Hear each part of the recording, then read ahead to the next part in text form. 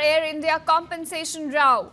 Not even a month after Air India AI-171 tragically crashed in Ahmedabad, killing all except one passenger, the airlines has once again hit headlines for the wrong reasons.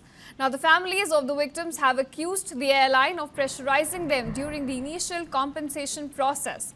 To this, Air India has firmly denied the allegations and issued an exclusive statement, saying that the airline clarified a questionnaire circulated among passengers was only intended to verify familial relationships, ensuring the rightful distribution of interim payments. Now, the victims' families had alleged that they were being threatened with no compensation if they failed to complete a questionnaire provided by the company. They also claimed that they were forced to sign papers disclosing their financial dependency on the deceased member of their families in an alleged attempt to cut compensation payments. Now, the Air India plane crash saw about 241 passengers and crew members on board. The ill-fated flight from Ahmedabad to London died soon after the aircraft took off.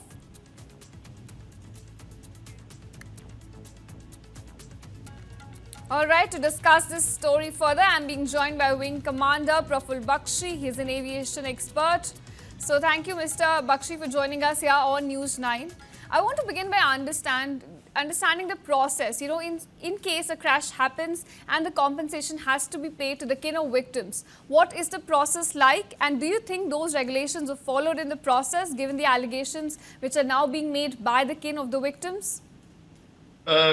Thank you very much. This is a very intricate process which is looked up by the government, and there have been a lot of, accusations earlier also because of the bureaucratic delay in the processes. They are trying to, redo the methodologies, redo the payment system, but the payment is quite a problem because the airlines have to carry out a lot of further paperwork and investigations, like you just mentioned about the dependencies, what sort of a financial status they have. This aspect can only be solved if there is a direct intervention by the Home Ministry and the Finance Ministry. Until they pressurize the DGCA to pressurize the airline, this is not going to happen. At the moment, the process is very, very laborious and time-consuming. All right. Well, thank you so much for joining us. Okay, just before we let you go, let me ask you another question, sir. When we talk about the process and, let's also understand the human angle of it, the kind of allegations that now victims have made, do you think, they are legitimate in terms of the questions they are being asked? And also, do we know more about the questionnaire that was put to the kin of victims here? No, I do not know about the questionnaire until unless you show me the questionnaire, because I'm an investigator of accidents. I don't deal in financial matters. So that is I am officially aircraft accident investigator. So I will tell you about the accident, but the process of reclaiming, etc., it is very tedious, I assure you. And I don't want anybody to get involved in this. I mean to say, God forbid, this is a very laborious process. But you can ask me as to what happens about the accident. So walk us through the timeline of the process. Walk us through the timeline of the process as when in compensation is made. Walk us through the timeline. See, the compensation timeline is, to tell you the truth, why should it take time at all?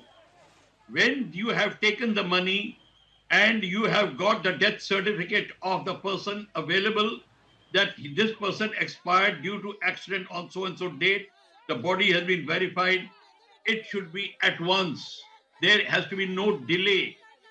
If you have verified, and from the aspect, yes, police verifications probably may be required, whether the kin the relationship was there or is the right person, etc., who has died, whose claim has come. That process, police verification, will take time. But thereafter, there has to be no delay. That is what the government is supposed to force the airlines, that you have to pay them straight away. Why should there be delay after that? It should not actually take more than 15 to 20 days. All right, sir. Now, as you said, that there are several stages that we need to follow in the process. This verification has to be done. At what stage are we in this case specifically?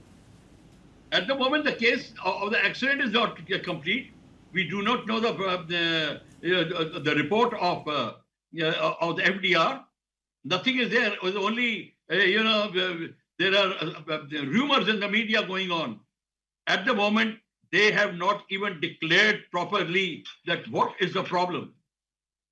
So the financial implications, I personally feel, until and unless the DGCA gives a reply onto this, they must be asked that why the DGCA is not forcing the airline. What is their answer? Actually, we would like to know that. Once we know that, then we'll come to know. But the DGCA will never answer that. Until they answer that the problem is here, these are our processes, and the processes are failing because of this.